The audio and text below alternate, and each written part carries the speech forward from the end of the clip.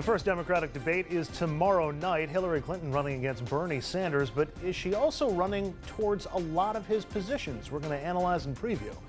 Also, the Republican Party still in turmoil as it tries to find the next Speaker of the House. The right-wing Freedom Caucus isn't happy just getting John Boehner out of office. Now it's looking to take down the power of the Speaker position. And is the Cuomo-de Blasio feud over? Or should I say, is it just toned down? The governor and mayor finally have something to agree on, but boy, was it painful getting there. Good evening and welcome to RFL. I'm Andrew Whitman, in tonight for Richard French, and we start tonight with the countdown to the first Democratic debate. CNN is hosting that debate, and it's released the order for tomorrow night's event in Las Vegas. Hillary Clinton is front and center as she's leading in the polls. Bernie Sanders, Martin O'Malley, Jim Webb, and Lincoln Chafee are all flanking the frontrunner.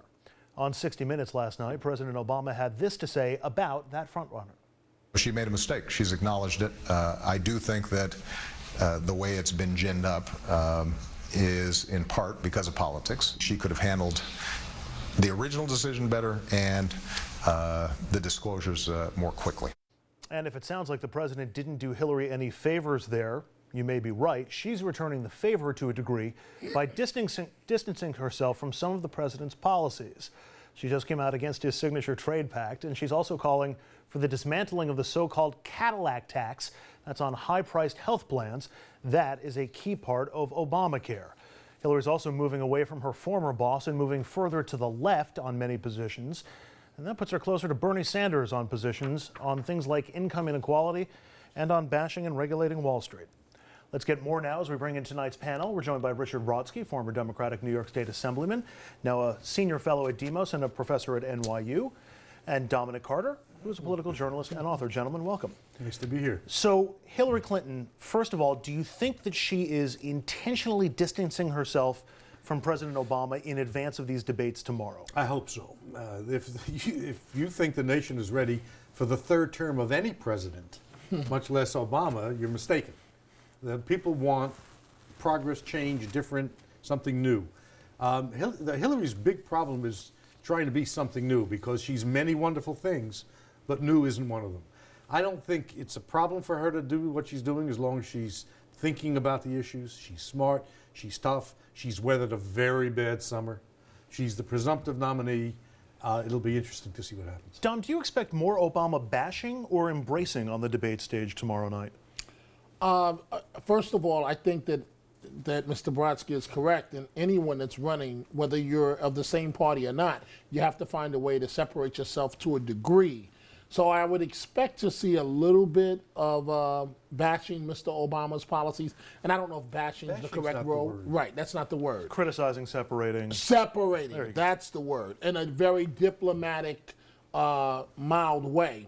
But something that Richard said is fully correct, and that is tomorrow night Hillary Clinton is going to be threading a very small needle, if you will, because she has to, after a disastrous summer, if you will, in terms of, maybe it's a strong word. Separating. Okay, but after a tough summer, this is an opportunity for her to reintroduce herself to voters, and at the same time, she wants to go after Bernie Sanders, but she cannot offend his base. She doesn't need to go after Bernie Sanders. She's not going to go. She's going to try and separate herself by pointing out the policies of Sanders and the price tag. That ain't her problem. She's not going to go near that. Okay. What Hillary's problem is she's lost a personal connection to voters. People look at her and go, "Who are you? Do I like you?" Laugh. She should sing and dance and wave her arms around and make some jokes. Well, she tried that with Saturday Night Live. Yeah, well, it's the best appearance she had all summer. So, Richard, you're saying this is going to be a get-to-know-me-again appearance by Clinton? It's going to be, trying to show personality? A reminder. Really, no, she had the same problem 8 years ago. Mm-hmm. And then she went to New Hampshire and cried, and everyone said, "We love you, Hillary." So and she won New Hampshire when she cried. Right. Well, I'm not suggesting she do that tonight. That's Ed Muskie. I'll tell you that story someday.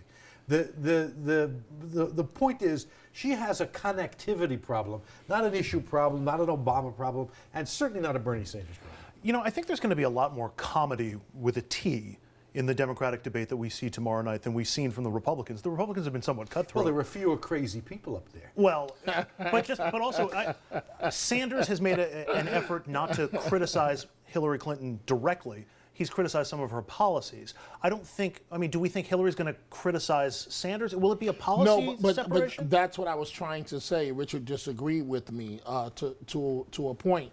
She is not going to. She's going to run a Rose Garden strategy. They're up on the stage with her, but they're not up on the stage with her. But at the same time, she's looking at Sanders over her rear view mirror, if you will. Left shoulder, over her left shoulder. Okay, that works. And so, or that left, or this left. That left. Okay. And so, what she's already done this on Sanders' initiative to provide free community college for everyone. She has said, "Oh, we're not going to give a free college education to Donald Trump's children." I'll bet you 22 cents that 22 she doesn't cents. take on Bernie Sanders in any significant way. And wait, what about guns? On Of course issues. she is. Wait a minute. Okay. Let's Wait, get it out. So what's the bet? Hey, what's the bet? back off. What's the bet on this 22 holiday? What's the cents, bet? 22 cents. 20, and my 22 cents says that because you're the lawyer, the Harvard-educated lawyer. Yes, thank you. And so my 22 cents says that she's going to put price tags on, in a direct or indirect way, on some of Bernie Sanders' initiatives. And I say we have a difference here. That's the last thing she's going to do, is attack his ideas, because the base kind of likes his ideas. She doesn't That's need to true. beat him down. What she needs to do is say, Bernie, you're a wonderful guy. If I were advising her, here would be the message. Bernie, you're a bright, wonderful man and a terrific senator. We need to defeat those crazy Republicans. Did you see what went on the stage in their last debate? The choice for the Democrats, we're all good candidates. I'd back any one of us. But the one who has the best chance of winning is the one that ought to go out there and carry the standard. Even on guns, I mean, that's probably where the biggest separation is between Bernie Sanders and Hillary Clinton. Bernie Sanders, representing Vermont, has been more of a friend to gun owners and gun rights than Hillary Clinton has taken in recent position. I'm not getting through. Okay, let me try it again. That's a legitimate area of separation to the base. And my prediction, and I could be wrong for 22 cents, is that she's not going to pick substantive fights. She's going to make the distinctions where they exist, be respectful, reintroduce herself, and say, "I can win." Well, Hillary Clinton, again, that fine needle that she's walking. Let's keep in mind, I guess I have to give Mr. Brodsky some credit. She is the clear front runner, a little bit, teeny bit on 22 the holiday. cents worth. 22 cents worth. 4.5 years of this. She is the front runner. Right down the date. And she's not at risk of losing her status. I mean, she may be trailing in New Hampshire and he may be catching on her in Iowa and so on. But at the end of the day, reintroduce herself to voters, come off as credible, and he's right. Look at those Republicans. Now, it's going to be sort of anticlimactic, if you will, in terms of without Trump on the stage, you're not going to have millions of viewers watching this debate. It's going to go back to what debates used to be. I was going to ask about that later, but let's get into that now. How many people do we think will be watching this? I know it was a prediction topic on Newsbreakers this weekend. But we have had 20+ million people watching both Republican debates so far. Do you really think people will be paying attention? No more than 6 million. 6 no million one's going people. to. You have star quality in terms of Hillary Clinton, but no one could care less. More than 10. More than 10? There are other candidates who are going to be on the stage. 3 of them. They're all polling in the miserable, almost Pataki-esque zone. The Jeb Bush range. Oh, okay. 7 to 8%. Sorry. Do we expect? Is tomorrow make or break for a Martin O'Malley or a Jim Webb or a Lincoln Chafee? No. Do they have to land some haymakers in this thing? They don't have to do that, and they should avoid it. They'll be advised to do something crazy they shouldn't. Any one of those guys who wants to emerge has to do so over time and make a credible case why they can lead the country and lead the party. Now, that's a stunningly new idea in the politics of 2016, because the Republicans have set a bar for craziness that it'll be tempting to try to go out and But match. lighting their hair on fire has actually worked for some of the lower tier candidates who've been able to get some attention and go in the media spotlight. If you're one of those 3 third, fourth, fifth place guys on the stage tomorrow, why wouldn't you? The only one that has a shot at anything. And so I don't want to say he's correct again because then I have to get up and walk It'll off go to the his set. head. It'll go to his head. Yeah. So if you're O'Malley, you want to be long and steady if you're going to have any All shot. of them do. If They're you- all running for vice president. Can't you? They're running for the cabinet. I don't even think they're running for vice Jim president. Webb or Martin O'Malley. Martin O'Malley or has even no Lincoln chance. Chafee would make a very strong candidate for vice president, especially given Hillary's age and her health problems. They're going to be. Why would Hillary put O'Malley on the ticket? None of or them Jim balance the Webb? ticket. I mean, None of them yeah. do. What do you mean they don't balance the They don't ticket? geographically. They don't balance the ticket. They don't offer strengths where Jim Hillary has Webb weaknesses. doesn't help on the South. Virginia, It's the South. it's barely the South. Well, it's more South than what California, Maryland. Texas, and Ohio. Last question.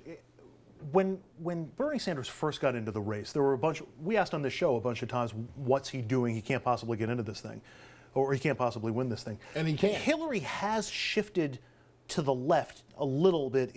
Do you think that would have happened anyway to try to secure the primary Yes. vote, or do you think that this is some response to pressure from Bernie Sanders? No, she would have tilted left anyway. History has shown us historically over time, in the primary, you tilt left, and in the general election, you come back towards the middle. So I think she would have did this anyway. This isn't a conspiracy. But what she's also going to do tomorrow night, we haven't mentioned this.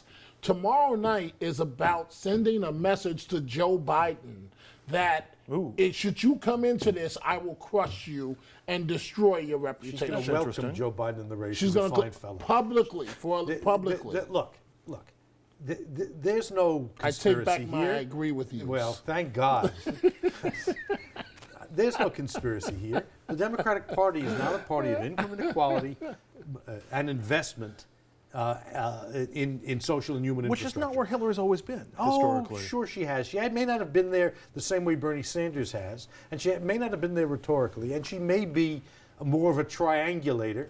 All true, but she's no sort of right-wing Democrat. No, her husband was a centrist president. She's been something of a centrist while she was a senator, and she. There's a little bit of legitimate. Bill Clinton is a communist. But there's a legitimate question to be asked: what does Hillary Clinton actually stand for? Let's listen. She'll tell us. I mean, the notion It's that entirely too rational an answer for well, the night before a debate. that's what has to happen tomorrow. It has to look rational, last word? issue-oriented. She indirectly goes after Bernie Sanders. She's got to put a little stop to his momentum. All right, from the Democrats, we're going to move on to the Republicans. And after taking down Speaker John Boehner, does the right wing of the Republican Party now want to take out the power of the Speaker's office? The mess in the House is next.